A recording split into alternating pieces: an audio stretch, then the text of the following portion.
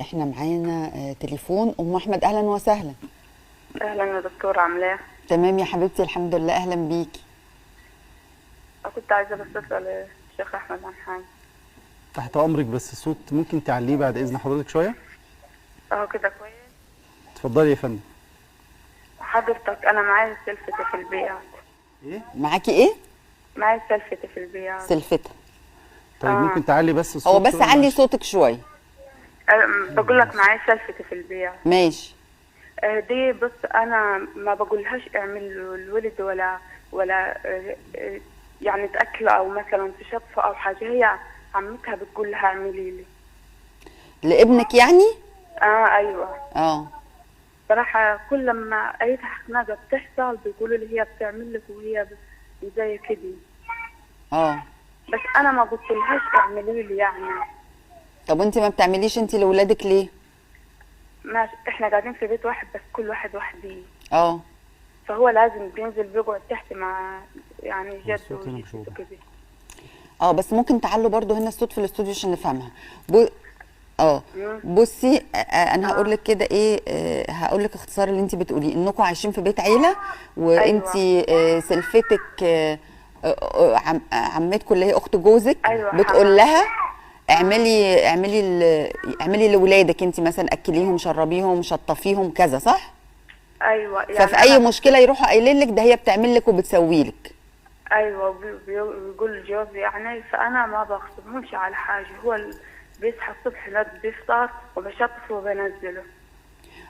زي طب كده. طب ليه هما بقيت اليوم زي كده. انا احيانا ما بكونش فاضيه، ما بقدرش انزل تحت. طب يعني ماشي، بتنزليه ليه؟ هم بص يعني ماسكين في حاجه فظيعه الواد، يعني كأن روحهم وكل حاجه بالنسبه لهم. بيحبوا ابنك ده. ايوه. بيت هو عيلة عنده أكيد. قد ايه؟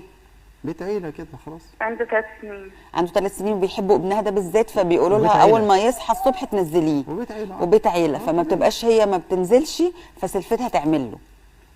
ماشي. ايوه يعني مثلا ايوه او بقول لهم انا ما بقولهاش اعملي. لا دول يقولوا لا هي بتعمل لك وبتعمل لك وهي مغصوبه على حاجه. وبرضه بيروحوا يمسكوا جوزي ويقولوا له ايه معلش، قولي الكلمتين دول تاني.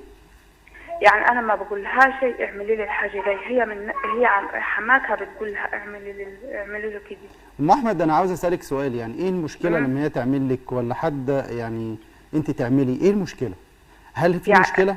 ايوه ما في مشكله كبيره. يعني هم ليه بيعايروني بالحاجه ليه حملتيها على سبيل المعايره؟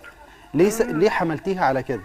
وعلى فكره لا دي طبائع البشر. ما بص ام احمد، على فكره دي طبائع البشر. طبائع البشر لما واحد بيكون في حاله غضب هو بيقول له فاكر اليوم اللي انا عملت لك فيه كذا يا اخي؟ طب افتكر. لا، والمشكله الثانيه ان هم ماشي بيمسكوا جوزي. ده هي المره كويسه، ده هي بتعمل له وهي بتعمل. وحاجه ثانيه هي يعني بوشين مش بوش واحد. لا يعني دي واحده بس. سيبك من وشين ووش واحد وثلاث وشاش، يعني سيبك من الكلام ده. يعني خلينا احنا في المشكله اللي احنا فيها. انا شايف ان احنا بنعمل مشكله من لا مشكله. اللا مشكله اللي هو ايه؟ انا في النهايه ابنك ده من فضل الله هم حابينه، الحمد لله، اللهم لك الحمد. دي في حد ذاتها نعمه، يعني دي في حد ذاتها اصلا نعمه، سواء بقى كان من اخت زوجك، سواء كانت من سلفتك، سواء كان من حماكي من حماتك. اللهم لك الحمد ان ابنك ده محبوب. فهم بقى ياكلوه بقى يشربوه، ده من باب الحب، يعني ده نابع من الحب. لما يكون في مشكله ما بينك وما بينهم نقول لهم على فكره لو انتوا بتعملوا ده لله تعالى ما ينفعش اللي انتوا تعيروها. اللي هو لو كانت دي عارفه اللي هو تبطلوا اللي انتوا بتعملوه ده بالمن والاذى، ها؟ كما قال الله عز وجل لا تبطلوا صدقاتكم، لان ده من باب الصدقه على فكره في النهايه.